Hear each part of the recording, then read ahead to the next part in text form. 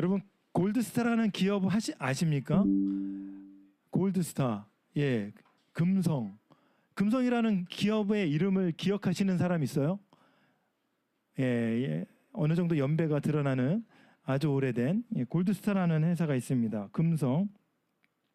금성이라는 회사가 지금 LG의 전신입니다. 금성과 럭키라는 회사가 합쳐서 금성 골드스타의 G와 럭키라는 회사의 L과 골드스타의 G가 합쳐서 LG가 된 거예요. 여러분 알고 계셨습니까? 예, 이거 몰라도 됩니다. 그런데 이제 금성이라는 회사에서 카피가 있었는데 그 카피가 뭐냐면 순간의 선택이 몇 년을 좌우한다? 10년을 좌우합니다. 이 카피가 엄청 유명했어요. 기억이 안 나나 봐요. 예. 순간의 선택이 10년을 좌우합니다. 이 카피가 있었습니다. 여러분 순간의 선택이 10년을 좌우한다는 거는요. 자기네 물건 골라달라는 거예요. 예. 많은 종류의 전자제품이 있는데 자기네 제품을 선택하면 10년은 아무 이상 없이 쓸 수 있다는 이런 캐치플레이로 그 카피로 선전을 했는데 한마디로 대박 났습니다. 이 골드스타라는 회사가 굉장히 좀 앞서가는 회사였어요. 지금도 굉장히 유명하죠. 뭐 전자계산기도 한국 최초로 만든 데고 냉장고도 한국 최초로 만들었고 또 뭐가 있다고 하는데 예 그런 이제 흑백 TV 이 흑백 TV도 한국 최초로 만든 회사가 이 골드스타입니다. 지금 TV 전 세계에서 가장 유명한 브랜드 중에 하나입니다. 대한민국은 몰라도 삼성은 알아요. 대한민국은 몰라도 LG는 알아요. 그 정도로 굉장히 유명한 회사입니다. 여러분 애플에서 사용하는 그 아이패드나 뭐 이런 게 LG 디스플레이를 쓰고 있는 거 여러분 아십니까? 예, 그 정도로 굉장히 유명한 대한민국 회사가 됐습니다. 말 그대로 순간의 선택이 10년을 좌우한다는 이 이런 카피를 통해서 수많은 사람들의 선택을 이끌어냈던 그런 회사입니다. 여러분 순간의 선택이 평생을 좌우하는 그런 선택이 있습니다. 무슨 선택입니까? 배우자와의 선택입니다. 여러분 결혼한 지 이제 따끈따끈한 우리 수목 씨 대답 잘해야 돼요. 어떻게 선택 잘한 것 같아요? 예, 아멘. 바로 나왔어요. 그래도 한 일주 정도 머뭇거렸으면 집에서 하루 종일 시달렸을 텐데 바로 아멘 나왔습니다. 맞습니다. 순간의 선택이요 평생을 좌우한다니까요. 여러분 서로를 한번 보십시오. 정말 잘 선택했는지 아니면 인간을 내가 평생 AS 해야 된다니 참 슬프도다. 예, 그런 마음이 없을 줄 믿습니다. 순간의 선택이 정말 평생을 좌우합니다. 그런데요 또한 순간의 선택이 영혼까지 좌우하는 그런 선택을 우리는 성경에서 봅니다. 특별히 우리가 선택할 때 영혼을 좌우하는 것이 아니라 우리가 선택을 받을 때 우리의 영혼까지 보장이 되는 그런 선택을 오늘 성경에는 예수님께서 하셨습니다. 예수님께서 한 번의 선택으로 영혼을 좌우하는 그 선택을 우리가 12제자를 부르시는 것을 통해서 우리가 알 수 있는데요. 우리의 선택이 아닙니다. 예수님의 선택입니다. 그 선택을 성경은 부르심이라고 얘기합니다. 여러분 주님이 여러분을 부르셨다는 그 믿음과 확신이 있으십니까? 제가 많이 얘기했죠. 저 예배당 문을 열고 들어오는 거요.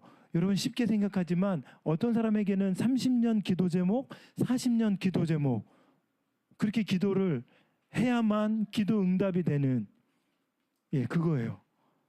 저 문 열고 들어오는 거 너무 쉽지 않습니다. 더군다나 어릴 때 교회를 안 다녀봤는데 교회 문을 열고 들어온다. 기적 중의 기적이에요. 놀라운 기적이에요. 저는 그것을 알고 있습니다. 하나님께서 여러분 한 사람 한 사람을 불러주시고 그 부르심이 우리는 깨닫지 못하지만 가장 큰 기적 중에 하나인 줄로 믿습니다. 아멘. 그런데 오늘 성경에 보니까 제자들을 부르셨습니다. 예수님의 제자가 몇 명이에요? 예, 12명. 이제 13명입니다. 성경에도 없는데 목사님 왜 저러시나? 예수님의 제자는요, 13번째 제자는 저와 여러분입니다. 그래서 성경에는 늘 13명의 제자를 말씀하고 있는 거예요. 오늘도 13명의 제자를 말씀하고 계시는 줄로 믿습니다. 그런데요, 오늘 성경 자체로는 12명의 제자를 부르시고 계시는데 그 제자들을 부르신 그 제자들을 보니 참 우리가 생각하기에 너무 이해가 되지 않는 그런 제자들이 많습니다. 예수님의 제자 중에 대부분은요, 소외된 사람입니다. 가장자리에 있는 사람들, 이 센터에 있는 사람들을 좀 불러서 정말 그 영향력과 그 권위와 권세와 권능과 권력으로 확장해버리면 좋은데 예수님이 부른 사람은 그런 사람이 아니었습니다. 가장자리에 있는 사람, 변두리에 있는 사람, 그런 사람들을 예수님이 부르셨어요. 베드로, 안드레, 야고보, 요한, 어부잖아요. 그때에도 미래가 보장되지 않은 그 사람들이 볼 때는 굉장히 빈틈이 많고 사람들이 볼 때에는 뭔가 사회적 지위가 보장되지 않은 그런 사람들이었습니다. 왜 이런 사람들을 불렀는지 우리가 조금 나중에 좀 확인을 해봤으면 좋겠습니다. 왜 이런 사람들을 불렀을까? 마태라는 사람은 또 더 희한해요. 마태라는 사람은 돈은 좀 있었던 것 같습니다. 왜? 세리였으니까. 세금을 받는 사람들은요, 정당한 모습으로 세금을 취해서 그것으로 자기가 배불렀던 그런 사람들이 아닙니다. 이 당시에 세리는 민족의 돈을 걷어서 누구에게 바쳐요? 황제에게 바치는 사람들이었습니다. 그래서요, 그 세금을 걷어 들여서 어느 정도 자기 것을 좀 빼놓고 그 다음에 황제에게 이제 갖다 바치는, 이게 양심이 없으면 이제 뭐 좀 많이 더 빼놓고 더 많이 걷어서 더 많이 빼놓고, 그래서 자기의 배를 불리는, 그래서 사람들에게는 매국노라고 취급을 받는 그런 사람들입니다. 우리나라의 이완용 같은 사람들, 나은 사람 살자고 어떻게 보면 민족을 등쳐먹는 그런 인식이 너무나 많았던 그런 사람이 바로 세리였습니다. 그럼에도 불구하고요, 예수님이 이 사람을 불렀대요. 이해가 되지 않지 않습니까? 예수님이 부른 사람들이 온전하지 않은 그런 사람들을 불렀습니다. 하나님의 눈에 약해 보이고 보잘것없어 보이고 수세에 몰려 오갈 데 없어 보이는 그 사람들을 불렀습니다. 여러분, 세상 사람들이 여러분을 대단하게 보는 것이 아니라 하나님 눈에 띄는 정말 심령이 가난한 그런 사람들이 여러분이길 축복합니다. 그것이요, 하나님이 기뻐하시는 모습인 것 같아요. 하나님 눈에 들기 위해서 여러분은 어떻게 해야 됩니까? 하나님의 시선에 있는 곳으로 가야 되는 거예요. 하나님 시선은 어디에 있어요? 레위기에 보니까 과부와 고아와 힘없는 자, 약자, 고통받는 자, 또 마태복음 25장에 보니까 감옥에 있는 자, 목마른 자, 배고픈 자, 이런 사람들과 함께 있대요. 그러면 여러분, 주님의 시선에 들기 위해서 어떻게 해야 됩니까? 그곳으로 가면 돼요. 그곳으로 가면 돼요. 우리가 하나님 앞에 주님의 시선을 향해서 더 낮은 곳으로 나아가는 은혜가 있길 소망합니다. 더 우리가 심령이 가난한 자가 되길 소망합니다. 그런 사람들을 주님이 부르신다니까요. 그런 사람들을 주님께서 선택하시는 거예요. 하나님께서는 그런 그 이스라엘 민족을 그렇게 말씀하십니다. 모든 민족 중에 가장 보잘것없는 너희를 내가 선택했다. 내가 선택했다. 세상 사람들이 볼 때 대단한 사람이 아니라, 세상 사람들이 볼 때 가장 연약해 보여도 보잘것없어도 하나님의 눈에 들면 하나님이 끝까지 책임져 주시는 줄 믿습니다. 아멘. 예수님께서 부르신 12명의 제자들, 미래가 보이지 않습니다. 미래가 없어요. 아예 보이지 않는 정도가 아니라 그들에게 미래가 없어요. 요즘같이요, 학벌이 좋아야 되고, 요즘같이 뭔가 명문대, 뭐 요즘같이 정말 건물주, 예수님은 몰라도 건물주는 되고 싶다는 그런 사람들 있는데, 몇 년 전만 해도 우리 아이들의 유튜버가 되고자 하는 그 꿈이 1순위였는데 그 전에 건물주가 되고자 하는 꿈이 1순위였어요. 여러분 모르시죠? 예.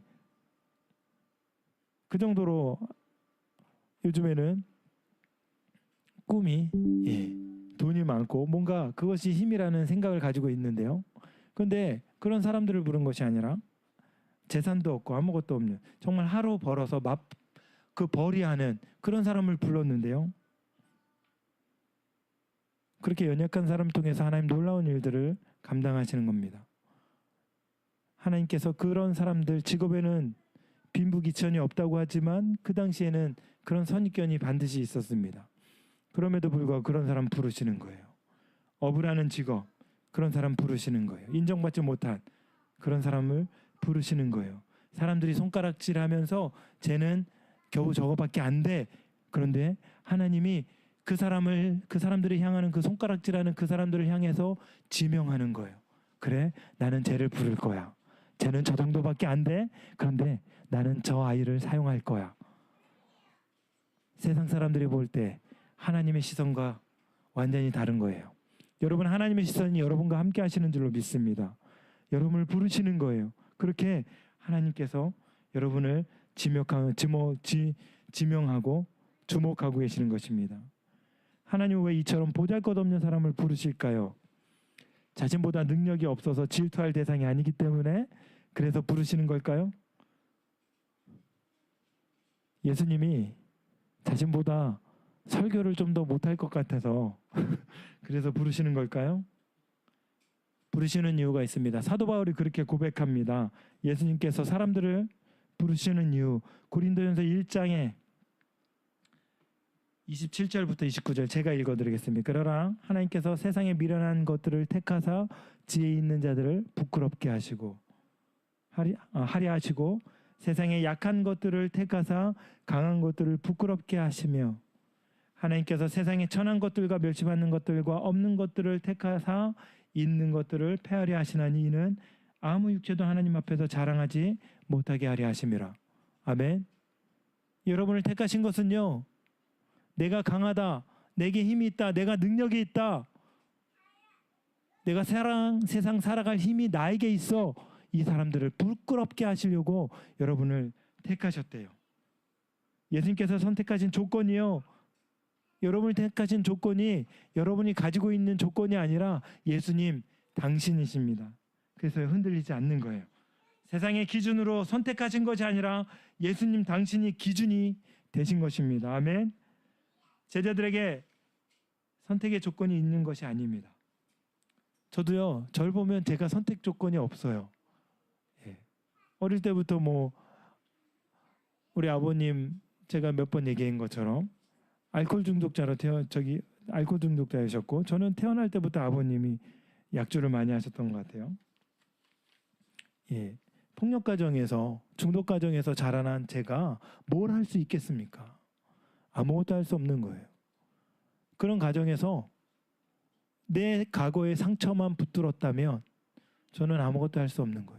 예수 그리스도께서 십자가에 흘리신 그 보혈의 능력, 그 못자국, 창자국, 그것은요 성경에는 스티그마라고 합니다. 흔적이라는 뜻이에요.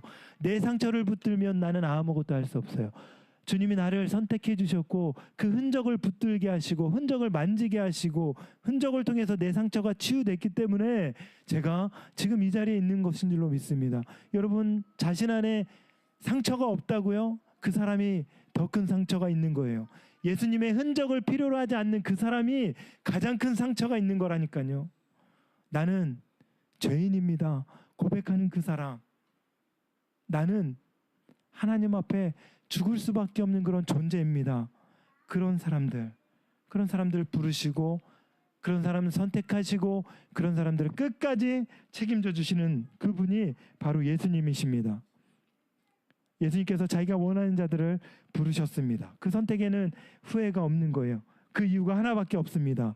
재물이 조건이 아니라 여러분이 가지고 있는 그것이 조건이 아니라 예수님 당신이 조건이 되시기 때문에 그렇습니다. 여러분 이 땅에는요 우리 집사님 기도해 주셨잖아요. 하나님 앞에 용서받을 수 있는 단 한 가지의 다른 조건이 없어요. 예수님의 십자가밖에 없어요. 그거 붙들고 나아가시는 여러분 되시길 축복합니다. 그래서요, 여러분, 예수님의 선택은 후회가 없는 거예요. 본인이 선택하셨기 때문에. 인간이 하루에 몇 번을 선택하며 사는지 아십니까? 1번, 10번, 2번, 50번, 3번, 100번, 4번, 200번. 알아맞혀 보세요. 선물이 있습니다. 예배 시간에 이런 걸로 선물 준다 그러면 좀 그런데 십자가 선물. 몇 번? 시온이 몇 번? 200번. 200번입니다. 여러분, 사람이요, 하루에 의식하든 의식하지 못하든 200번을 선택하며 산다고 합니다. 저랑 저희 아내는 선택 장애가 있어요. 뭘 먹어도 서로 늘 미뤄요.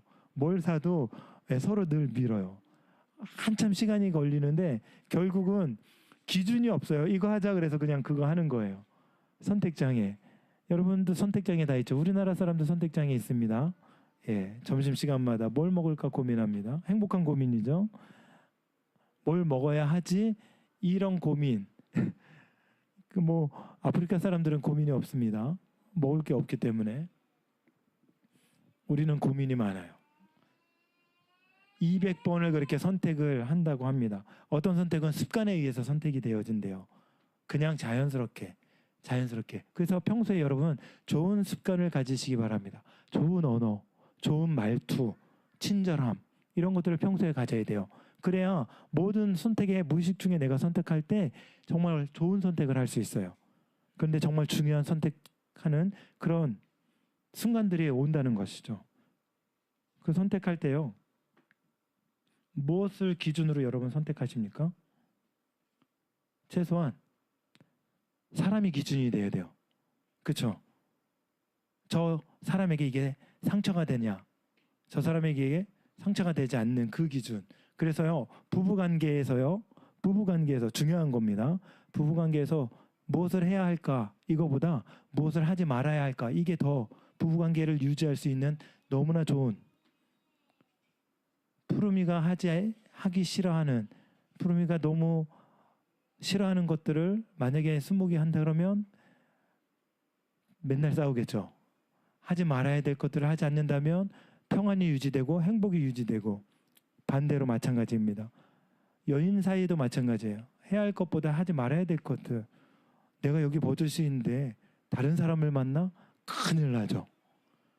그래서 여러분 매 순간 여러분이 정말 중요한 것들을 선택할 때요.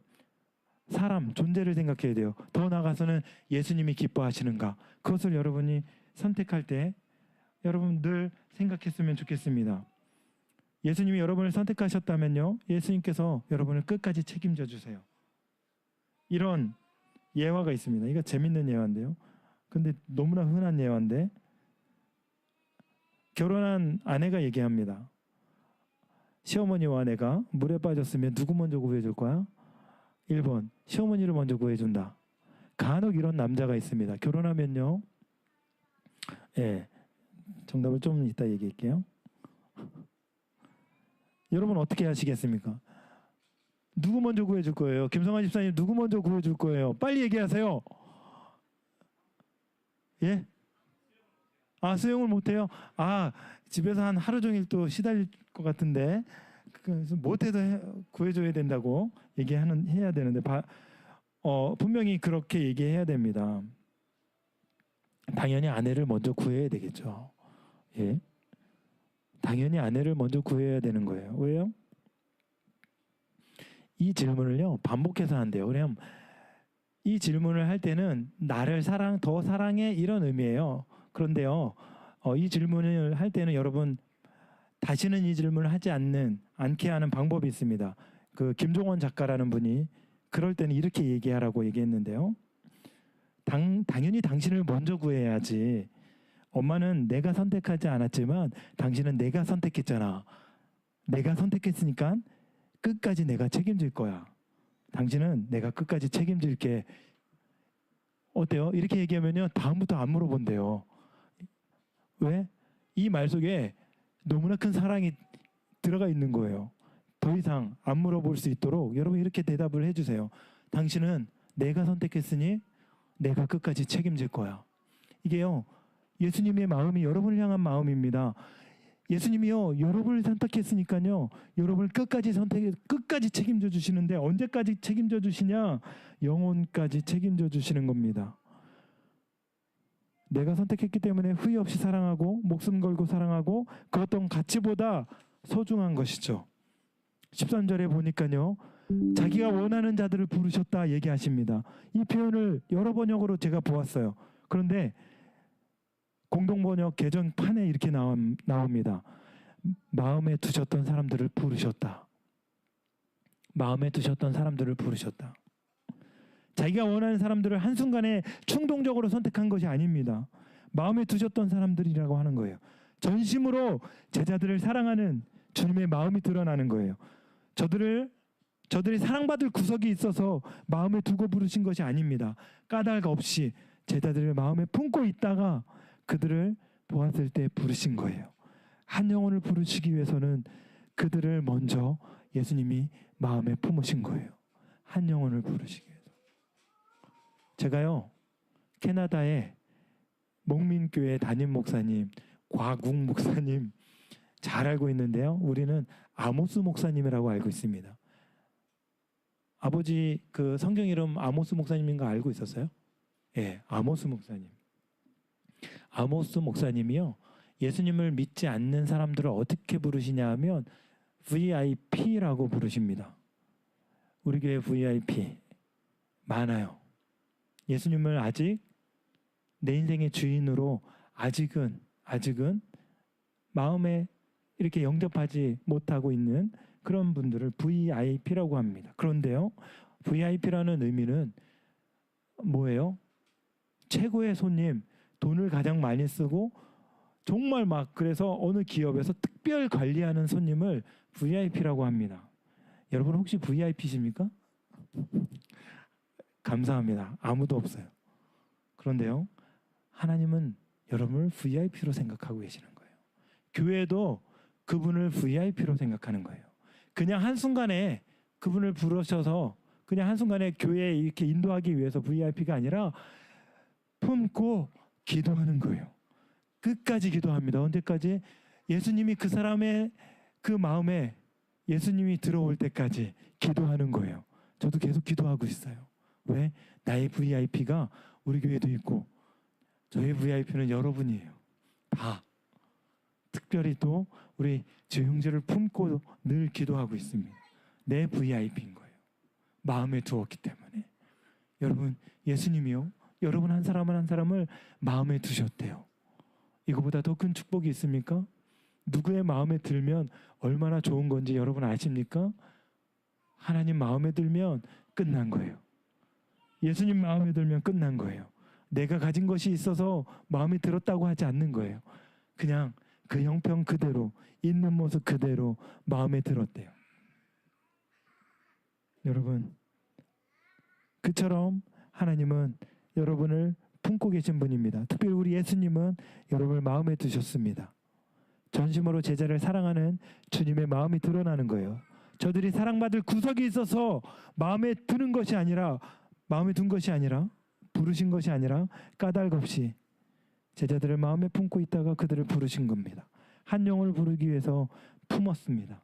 계속 마음에 두었어요. 우리 남편, 예수 안 믿는 남편이 있어요. 우리 솔지자매님 남편, 제가 마음에 두고 있어요. 우리 주님이 먼저 마음에 두고 있는 거예요. 계속해서 기도하고 계시는 겁니다. 우리 부모님, 여러분 부모님이 예수 안 믿잖아요. 저는 30년, 40년 마음에 두고 있어요.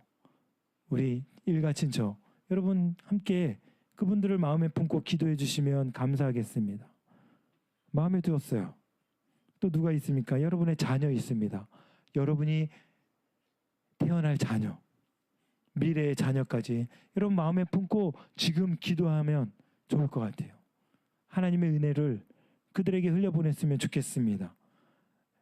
마음에 품었으면 좋겠어요. 그래서요, 마음에 품는다는 것은 결코 놓지 않겠다는 거예요. 내가 너를 선택하겠다는 거예요. 끝까지 책임지겠다는 거예요. 저도 여러분을 마음에 품었기 때문에 끝까지 책임지는 그런 목회자의 삶으로 살아갈 수 있는 것입니다. 아멘. 예, 하나님께서 여러분을 마음에 품고 주님께서 여러분을 마음에 품고 계시는 줄로 믿습니다. 품을 때요 역사가 일어나는 거예요. 부르시는 거예요. 선택하시는 거예요. 짧게 부르신 그 목적이 있습니다. 짧게 몇 가지 살펴볼게요. 하나님께서 그렇게 마음에 품고 부르신 이유는요, 여러분과 동행하고 싶어서 그러는 거예요. 여러분 동행하십니까? 주님과 동행하십니까? 예수님께서 말씀하십니다. 또 산에 오르사 자기가 원하는 자들을 부르시니 나온지라 이에 12를 세우셨으니 이는 자기와 함께 있게 하시고 사랑하는 사람과 먼 거리를 가장 빠르게 갈 수 있는 이유, 아니면 사랑하는 사람이 아니라도 먼 거리를 가장 빨리 갈 수 있는 이유. 맞죠? 사랑하는 사람과 같이 가면 되는 거죠. 시간은 똑같아요. 근데 시간이 엄청 빨리 가는 것처럼 느껴집니다. 사랑하는 사람과 같이 가면 돼요. 동행하면 돼요. 지루하지 않습니다. 인생의 여정이 여러분 길다고 생각하십니까? 여러분 옆에 있는 그 사랑하는 사람 놓지 마세요. 예, 끝까지 사랑하십시오. 여러분이 선택하신 것 같지만 예수님이 여러분을 통해서 그 사람을 선택한 거예요. 다은이가 선택한 것 같지만 예수님이 다은이를 통해서 우리 귀한 형제를 선택한 거예요. 그러니 내가 선택한 그 효력이 10년, 20년밖에 될 수 없는 연약한 내가 선택했다면 그건데요. 주님이 여러분을 통해서 선택했기 때문에 평생 가는 거예요. 절대 놓지 마시기 바랍니다. 함께 가세요. 함께 하기 위해서. 함께 할 때요. 그냥 옆에 있는 게 함께 있는 게 아니라니까요. 함께 있으면 뭘 해야 돼요? 대화를 해야 돼요. 함께 있으면 사랑의 표현을 해야 돼요. 야, 이 정도면 말 안 해도 알잖아. 알긴 뭘 알아. 몰라. 30년 지나도 말 안 하면 몰라요. 대화해야 돼요. 서로. 그런데요. 원망하는 대화가 아니라 이쁜 말 하세요. 사랑의 말 하세요. 축복의 말 하세요. 정말 여러분 부부싸움의 기술을 가르쳐 드릴까요? 부부싸움 할 때요. 그 문제 가지고만 싸워야 돼요. 상대방의 과거를 들춰내거나 과거의 상처를 단 한 단어라도 툭 튀어나온다 그러면 여러분 미래가 괴로워집니다. 그때 그 사건 그것만 가지고 그리고요 무조건 미안하다고 하세요. 둘 중에 한 명이. 하나님의 은혜를 더 깊이 경험한 사람들이요 더 먼저 얘기하는 거예요. 미안할 것이 없는데 미안하다고 하는 거예요. 그냥 미안해. 내가 미안해. 때로는요 사랑한다는 말 그 말보다 더 강력한 사랑의 고백이 미안해 그 말이에요. 살다 보면 너무나 많이 경험합니다. 살다 보면 그래요. 함께 있을 때 여러분 늘 지는 게 이기는 거죠. 그렇게 여러분 함께 동행했으면 좋겠습니다. 에녹은요 300년 동안 동행해서요 죽음을 맛보지 않고 하나님께 갔대요. 이 사건이 무엇을 의미하는지 아십니까? 생명이 사망을 이기는 능력이 된다는 사실을 여러분 에녹을 통해서 우리가 경험하는 거예요. 구약에 여러분요 함께 주님과 동행할 때 생명이 사망을 이기는 놀라운 역사, 그 역사를 경험하는 거예요. 주님과 동행하는 여러분 되시길 소망합니다. 일주일 정말 세상에 피 터지게 맞아서 주님 제가 왔습니다. 그것이 아니라요. 이 주일 한번 주님과 이 예배 가운데 주님을 만난 그 만남의 능력을 가지고 일주일을 살아내는 거예요. 이 안식을, 이 쉼을, 영적인 그 쉼의 에너지를 공급받고 여러분 저 문을 나가면 그 에너지로 살아가는 거예요. 여기서 동행하는 것으로 끝나는 것이 아니라 여러분 삶으로 여러분이 주님과 동행하는 것을 보여드리는 거예요. 그래서 아담과 하와는요 쉰 다음에 일주일을 쉬지 않았습니다. 6번째 만들어졌잖아요. 7번째 안식이 있잖아요. 안식은 창조된 날이거든요. 태어나고 나서 바로 안식한 거예요. 하나님의 생명을 공급받고 일주일을 살아낸 거예요. 여러분도 마찬가지입니다. 주일 한번 예배 드리는 거 그것으로 끝나는 것이 아니라 막 세상에서 피 터지게 의도 맞고 와서 여기서 나 위로받고 싶습니다. 그것이 아니라 여기서 받은 하나님의 은혜를 통해서 저 문을 나가서 그 은혜를 발산하고 여기서 만난 하나님을 통해서 여러분 일주일의 삶을 하나님 앞에 믿음으로 살아드리는 거예요. 동행하는 거예요. 여러분 저 문을 딱 열고 나가는 순간 주님의 손을 붙드시기 바랍니다. 동행한다고 생각해야 돼요. 그럴 때요, 생명이 사망을 이기는 놀라운 역사들을 여러분 삶 속에서 경험하게 되는 것입니다. 제가 요즘에 마음에 떠오르는 주님의 음성이 있습니다. 육성으로 들리는 거 아니에요. 마음에 떠오르는, 너희 시간의 주인은 누구냐? 여러분의 시간의 주인은 누구입니까? 우리가 버리는 시간들 곰곰이 생각해 보십시오. 시간을 세워놓고 딱 무서운 말로 얼마나 많이 총살하고 있는지 여러분 곰곰이 생각해 보세요. 너희 시간의 주인은 누구냐? 저에게 묻는 주님의 음성입니다. 여러분에게 묻겠습니다. 여러분의 시간의 주인은 누구입니까? 11조를 드리는 것, 그것이 우리의 모든 물질을 주신 하나님이 주인이심을 고백하는 거잖아요. 우리의 시간을 주님께 정말 구별해서 드리는 삶, 그것 또한 시간의 주인이 주님이심을 고백하는 삶인 줄로 믿습니다. 주님과 동행하시는 그런 은혜가 있기를 축복합니다. 아멘. 예, 또한 하나님께서 우리를 부르신 이유가 있습니다. 그것은요, 하나님이 우리를 부르신 이유는 사랑을 전달하는 통로가 되게 하기 위해서입니다. 사명은 사랑을 전달하는 통로입니다. 예수님이 부르신 이유는 다른 게 없어요. 사람들에게 그리스도의 복음을 전하는 통로로 여러분을 쓰임받게 하기 위해서. 여러분 그거 아세요? 여러분은요, 원치 않든 원하든 이미 산 위에 있는 빛이에요. 산 위에 있는, 보고 싶지 않아도 보이는 빛입니다. 예수 믿는다는 것은 그래요. 여러분이 선한 일을 하던 악한 일을 하던 사람들의 눈에 찌푸리는 그런 일을 모습으로 보이던 예수님 이미 사람들의 눈에 띄게 돼 있어요. 안 띌 수가 없어요. 밥 먹을 때 기도하지? 눈을 살짝 감고라도 기도하지? 그렇잖아요. 예, 우리의 양심 또한 내가 하나님의 자녀인 것을 증거하고 있는 거예요. 사람들이 볼 때도. 그러니까 자연스럽게 여러분 삶이 자체가 하나의 파동인 것 같아요. 멈추지 않는 파동. 그래서 이 파동이 늘 소리에 그냥 그 공기를 타고 늘 이렇게 진동을 하고 있는 우리의 존재 자체가 그런 것 같습니다. 나는 예수 믿는 그런 사람이라는. 그래서요, 어딜 가든지 여러분 삶은 영향력이 있습니다. 그냥 한마디 했는데 영향력이 있어요. 생각보다 내가 영향력이 있다니까요. 그러면 예수님께서 여러분을 부르셨다면 그 예수님께서 기뻐하시는 영향력을 이 땅에서 여러분이 행사하셔야 되는 거예요. 그래서 말 한마디가 정말 중요하고 내 행동 하나가 너무나 중요하다는 생각을 합니다. 그렇잖아요. 여러분 삶 속에서도 여러분 그런 영향력을 끼치는, 여러분 태도에서도 그런 영향력을 끼치는 은혜가 있길 소망합니다. 희연자매가 몇 달 전에 책을 하나 딱 소개를 시켜줬는데 제가 그 책 이름이 뭐죠? 눕기 전에라는, 눕기 전에가 아닌데, 예? 좋은 기분, 예, 좋은 기분이에요. 아이스크림을 파는 그런 사장님이 에세이를 쓴 건데요. 그게 어떤 거냐면 매뉴얼이에요. 매뉴얼인데 아이스크림을 팔을 때 우리 직원들이 어떻게, 어떤 마음으로, 어떤 태도로 아이스크림을 팔아야 될지. 근데 거기에 제일 눈에 띄는 이제 그 문구가 녹기 전에 이겁니다. 그래서 아이스크림을 녹기 전에 빨리 먹으라는 의미로 저는 생각을 하고 책을 읽었는데 그게 아닌 거예요. 아이스크림을 팔 때 손님이 오잖아요.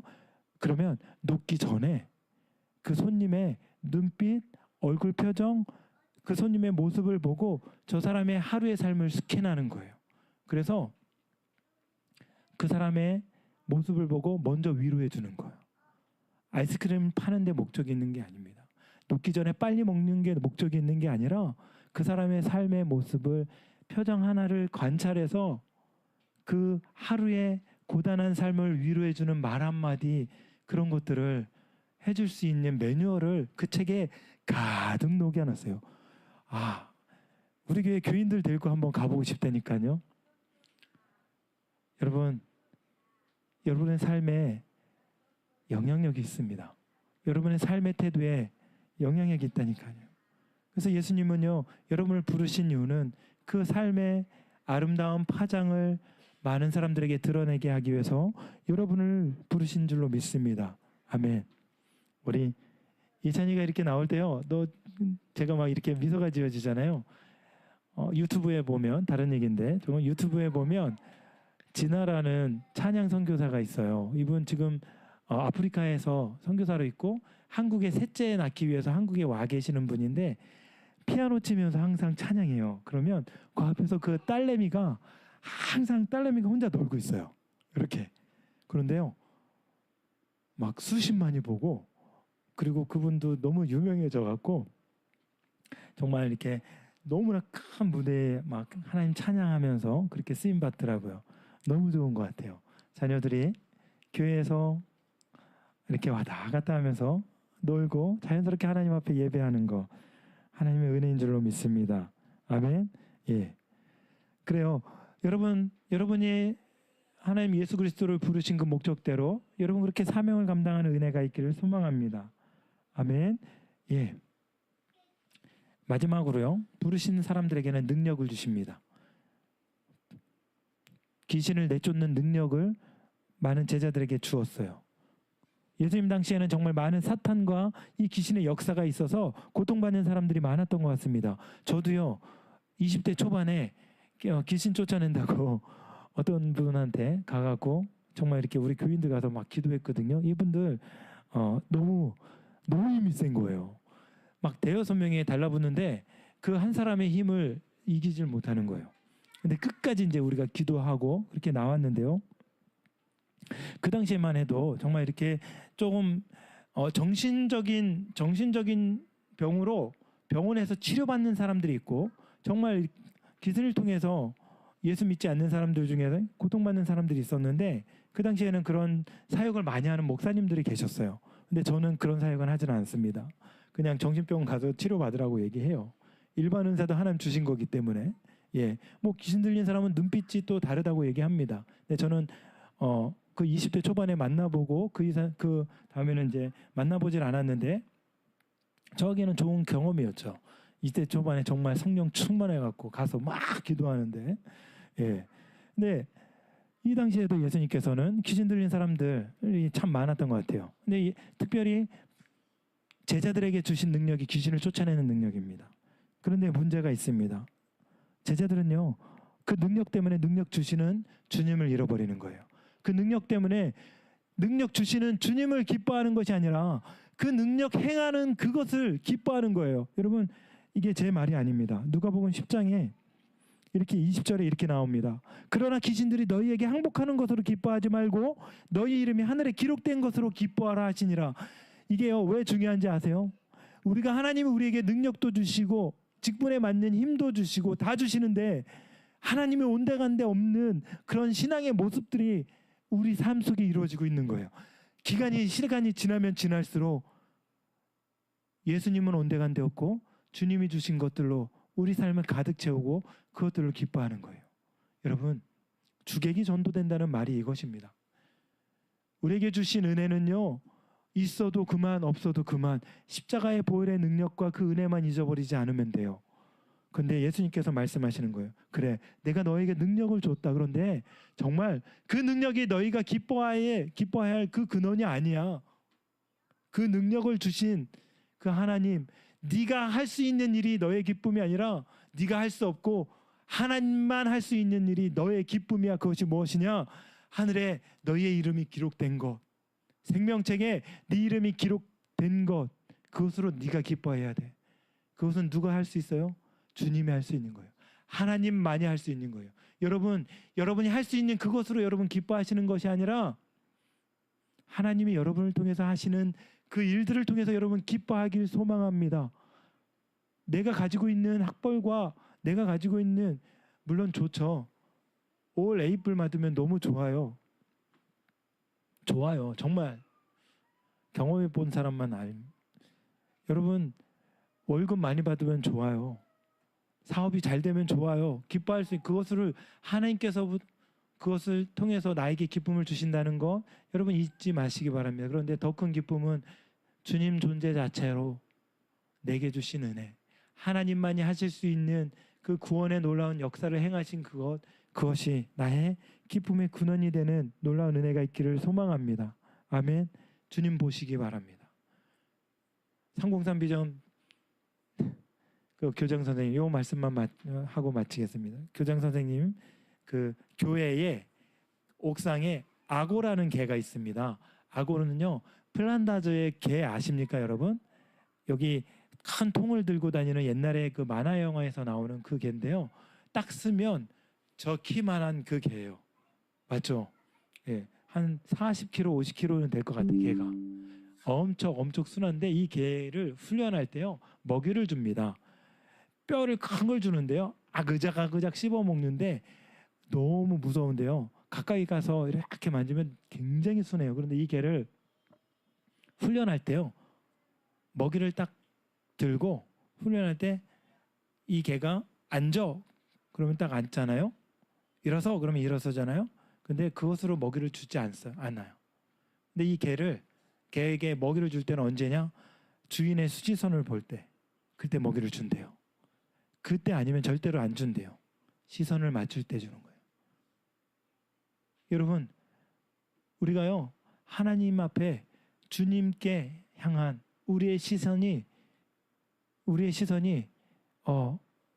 다른 데로 향하지 않은 정말 하나님께만 시선을 향해서 주님께로부터 공급되는 그런 은혜를 경험했으면 좋겠습니다. 우리의 기쁨이 그럴 때 사라지지 않는 거예요. 하나님이 공급해 주시는 거 좋습니다. 그러나 먼저 하나님을 향한 시선을 회복하는 여러분이 됐으면 좋겠습니다. 그래서요 오늘 말씀에서 여러분에게 주님의 부르심에 후회가 없고 그 부르심에는 여러분은 먼저 함께 하길 원하시고 동행을 원하시고 주님의 사명을 감당하길 원하시고 또 주님이 주신 그 능력을 인한 기쁨도 크지만 그 능력보다도 주님을 향한 그 기쁨으로 살아가는 우리 말씀 심는 교회 귀한 성도님 되시기를 축복합니다.